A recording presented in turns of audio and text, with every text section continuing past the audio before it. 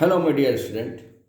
हम क्लास 8 का chapter number 10.1 complete करे थे। यानी 10.1 में क्या था, इसके इस चैप्टर के अंदर थोड़ा सा कॉन्सेप्ट मैं आपको समझा देता हूँ।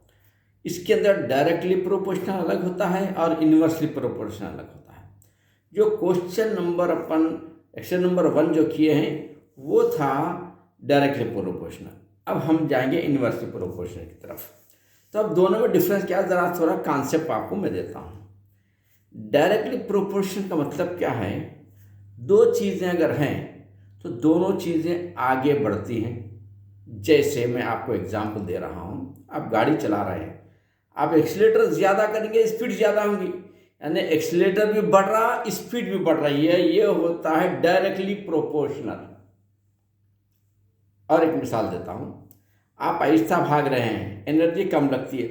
तेज भागेंगे आप तो एनर्जी ज़्यादा होगी, यानी एनर्जी भी ज़्यादा होंगी, रनिंग भी ज़्यादा होंगी, दोनों एक साथ बढ़ेंगे। ये होता है डायरेक्टली प्रोपोर्शनल। मैं और एक मिसाल देता हूँ आपको। अगर फर्ज करिए किसी इंसान को जो है 15 किलो चावल की ज़रूरत है 1 महीने के लिए, और वो ला के रखा है, तो 15 किलो चावल और एक आदमी ये बराबर है। लेकिन अगर वो आदमी का दोस्त आ गया तो वो 1 महीना नहीं चलेंगे, क्योंकि आदमी बढ़ गए तो चावल घट जाएंगे। मतलब 20 दिन चलेंगे, अब 1 महीना नहीं चलेंगे, 10 डेज, क्योंकि वो आदमी यहाँ 10 डेज रह रहा है अपने पास। तो जो 10 डेज रहने के वास्ते जो आदमी आया है, तो समझ लो कि आदमी बढ़ गए, चावल कम पड़ गए। ये होगा इन्वर्सली प्रोपोर्शनल। अब और एक देता हूँ मैं आपको साहब। अगर आप ला के रखे थे 15 किलो चावल, 1 महीने के लिए बराबर थे। अब आप रहे नहीं घर में, आप खुद दोस्त के पास चले गए 10 दिन के लिए, तो यहाँ आप कम हो गए। पहले वक्त में आदमी आप बढ़ गए, चावल कम हो गए। अब दूसरे वक्त में आदमी कम हो गए, चावल बढ़ जाएंगे, यानी 30 तारीख से भी और ज़्यादा चलेंगे। यानी एक चीज़ का कम होना, दूसरी चीज़ का बढ़ना, ये होता है इन्वर्सली प्रोपोर्शनल। अब जो अपन एक्सरसाइज नंबर 2 में करेंगे, पहले एक्सरसाइज में क्या था, डायरेक्टली प्रोपोर्शनल, यानी दो चीज़ें एक साथ बढ़ती हैं। जैसे आप भाग रहे हैं स्लो, एनर्जी स्लो की ज़रूरत है। तेज़ भाग वो तो आप तेज़ भागे, एनर्जी ज़्यादा लगेंगे, यानी स्पीड भी ज़्यादा होंगी, आपकी एनर्जी भी ज़्यादा सर्फ होंगी। तो दोनों का एक साथ जो बढ़ते हैं वो होता है डायरेक्टली प्रोपोर्शनल, जो एक्सरसाइज नंबर 1 में करें हैं। अब करेंगे अपन इन्वर्सली प्रोपोर्शनल। एक चीज़ का बढ़ती है तो दूसरी चीज़ घटती है, तो उसको इन्वर्सली प्रोपोर्शनल कहते हैं।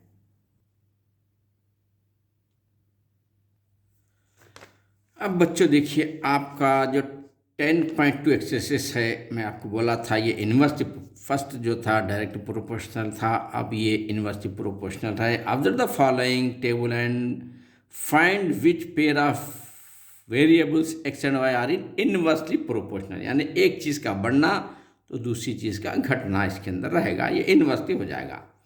अब यहाँ पर आपको, यहाँ पर देखिए एक्सरसाइज, ये EXERCISE एक्सरसाइज नंबर 10.2 का फर्स्ट सॉल्यूशन कर रहे हैं अपन। देखिए फर्स्ट सॉल्यूशन क्या है। अब x की वैल्यू क्या है, देखिए 50 है, तो y की वैल्यू क्या है, 5 है। अब 50 जाके इन्हें हो रहा है 40, ये कम हो रहा है तो ये भी कम होना है। ये 50 है तो ये 40 है, ये 5 है तो ये 4 होना चाहिए, कम होना चाहिए।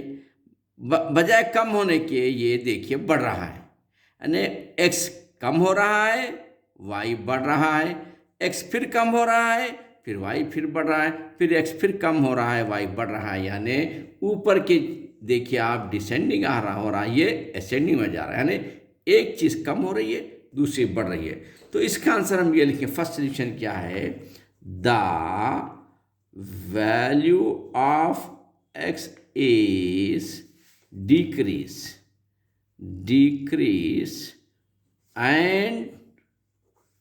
and the VAL ये वैल्यू ऑफ वाई, इसको ज़रा इन्वर्टेड कॉमा दे देंगे ऐसा ताकि स्पेशलिटी रहे इसके अंदर।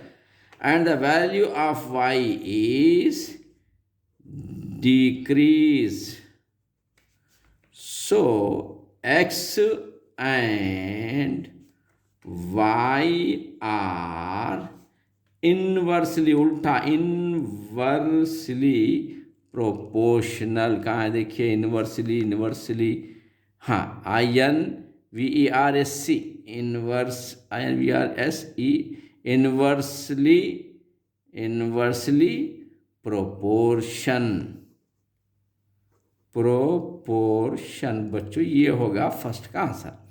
अब अपन सेकंड का आंसर देखिए क्या हिस्सा, यहाँ पर देखिए अब ये बड़ा था, छोटा छोटा छोटा हुआ। अब यहाँ देख 100 200 ये इंक्रीज हो रहा, x इंक्रीज हो रहा तो y भी इंक्रीज हो रहा, नहीं हो रहा देखो, देखो y डिक्रीज हो रहा, इन्हों इंक्रीज हो रहे हैं। ये 100 से 200 300, अच्छा ये 60 30 ये घट रहा है, यानी ये ऊपर वाला बढ़ रहा है, x बढ़ रहा है, y घट रहा है, इसका इन्वर्सली प्रोपोर्शनल।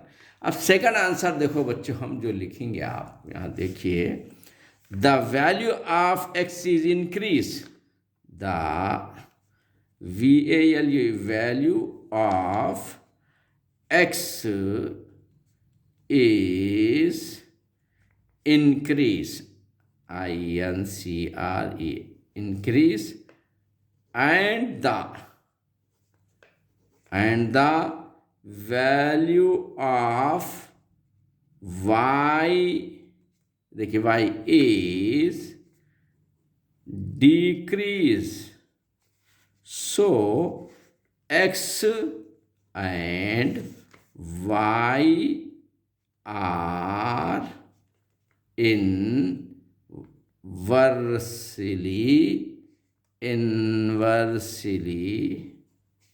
proportion। ये सेकंड आंसर भी होगा बच्चों। इसी तरीके से अब हम क्या करेंगे, आंसर नंबर 3 यहाँ पर देखिए, आंसर नंबर 3 में चेक करेंगे कि इन्वर्सली प्रोपोर्शन कैसा होता है। x की वैल्यू देखो बच्चों 90 के बाद डिक्रीज हो रही है, डिक्रीज, और y की वैल्यू 10 के बाद 15 20 25, यानी ये हो रही है इंक्रीज, ये हो रही है डिक्रीज, ये हो रही है इंक्रीज। एक इंक्रीज और एक डिक्रीज होती है तो समझ लो कि ये भी इन्वर्सली प्रोपोर्शन। तो लिखने का स्टाइल हमारा क्या होना चाहिए, the VALU value of x is decrease 90 60 45 decrease, and the VALU value of y is increase, EAS increase, so x, ये बच्चों ये x and ये y are inversely proportion, inversely ये प्रोपोर्शन आपको लिखना है। इस तरीके से बच्चों आपका फर्स्ट आंसर कंप्लीट होगा। मैं समझता हूँ कि आप अच्छी तरीके से समझ चुके होंगे डायरेक्टली प्रोपोर्शनल और इन्वर्सली प्रोपोर्शनल को। जुड़े रहिए हमारे चैनल के साथ, ज़मीर निसार एकेडमी के साथ। इंशाल्लाह you will become a ranker. और आपको कोई डाउट है तो हमारे चैनल पे आप उसको डाउट को क्वेश्चन कर सकते हैं। अपने दोस्त और अपने रिलेशंस में कोई अगर है तो हमारे चैनल से जुड़ने के लिए बोलिए उनको भी, जिसमें इस्लामिक चैनल भी हमारा, नात भी होते हैं, कुरानी खानी होती है, तर्जुमा कुरान है। बहरकफ आप हमारे चैनल से जुड़े रहिए। All the best. अल्लाह हाफिज़।